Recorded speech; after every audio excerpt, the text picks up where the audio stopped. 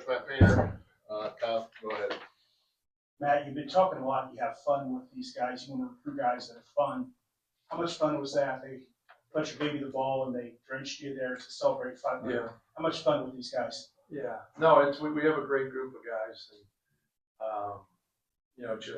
trying to go from one game to the other, I think is really hard after you have such an emotional big win on the road like we had. So to see these guys, come out and compete again and move to the next game. But yeah, our staff has done a good job of, recruiting and getting guys that fit at Purdue, and it makes it enjoyable. There's no way around it. Winning is a lot of fun, but like how you get there, right? How you get there on the day to day. And so that's why they probably get tired of me saying making your hard work fun. There's a lot of truth to it on both ends. And going off of that, to get 500 wins, you have coached a long time, but you also have to be successful consistently. The game's changed a lot in the time that you've been here and the time you've been in coaching. How have you adapted to different rules and obviously the different stipulations that are in place for recruiting now? Yeah, I would say more of is, just trying to stay up with the game, keep learning. And just because you have success in a season, in one season, it doesn't mean you can have the same success the next year the same way. There's got to be some changes, but I'm not a big believer in changing for the sake of change. I think a lot of times guys, like, they look at it like you just, your play sheet gets stale to you.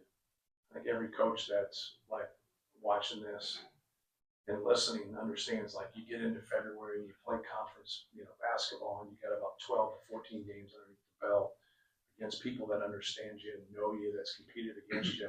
It just gets a little bit stale. So you're always trying to search for different actions or different ways to go about it. But you got to mix things up. You got to be able to teach the pillars of the game a lot of different ways, but it's the same thing. The pillars of the game, like how you take care of the basketball, how you rebound the basketball, how you screen to get people open, how you manipulate a defense. Like, you got to mix things up and be able to change it, because when you keep doing the same monotonous things over and over and over, it gets, it just gets that. It gets boring as a player. So you got to be able to reach them. And I think that's the one thing, reading, going to clinics, just keep,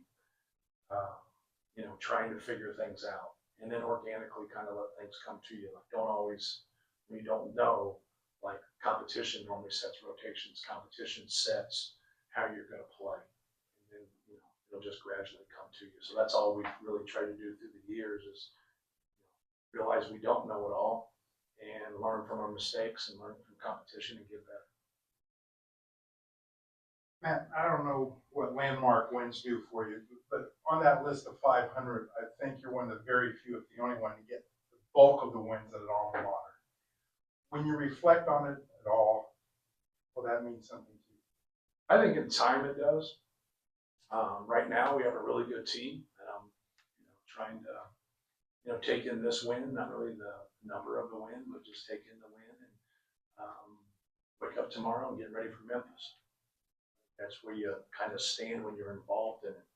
I would think it's a big deal if it wasn't me, but it is me, so I don't think it's a big deal.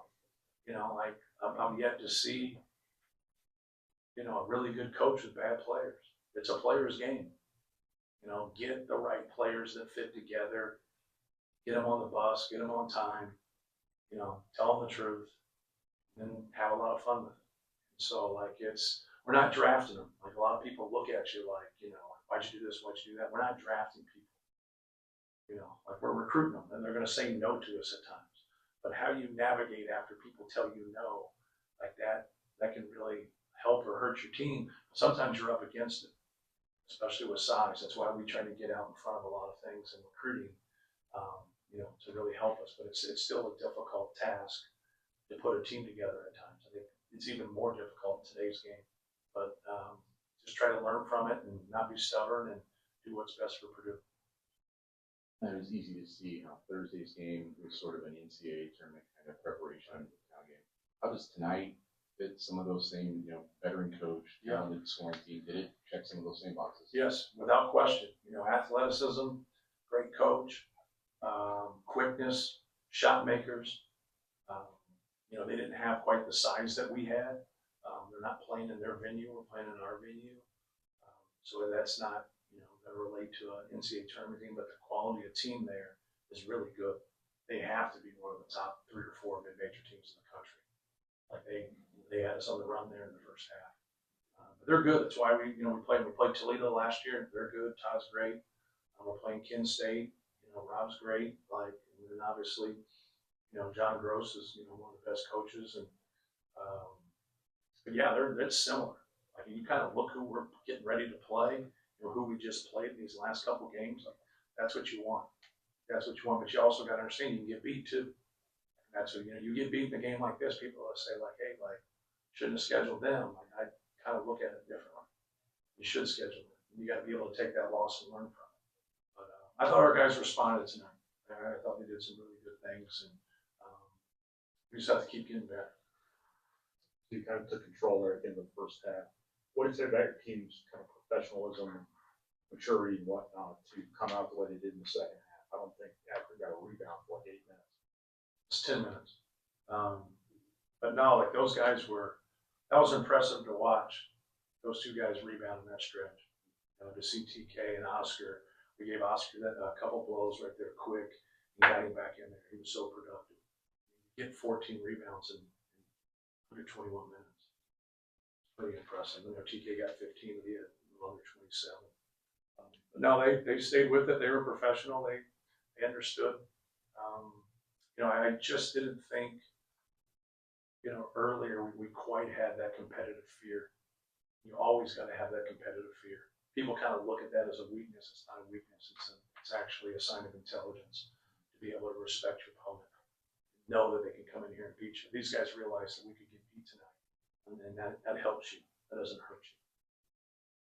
Homer trying to look at most comfortable he's looked so far in his short career here at Purdue. How important is it to have him in on those minutes without Braden, where there's no offensive drop off without Braden on the floor? Yeah, he's good. Homer's a big time player, and you know, now just kind of, you know, morphing into a different role that you're not used to. You know, it's hard to come in and just be aggressive right away when you sub in. But you know, he's starting to pick that up. Like I thought that pass he made at the end right there. You know, he's trying to be unselfish. He should take that shot. You know, if they're going to give you a shot that you're going to make 60% of the time, you know, take it. And I thought just across the board, you know, you look, he scored, he passed. You know, he did a lot of things for us. But to give us that relief and you know, not hold our breath while Braden's out is key. But I like them together.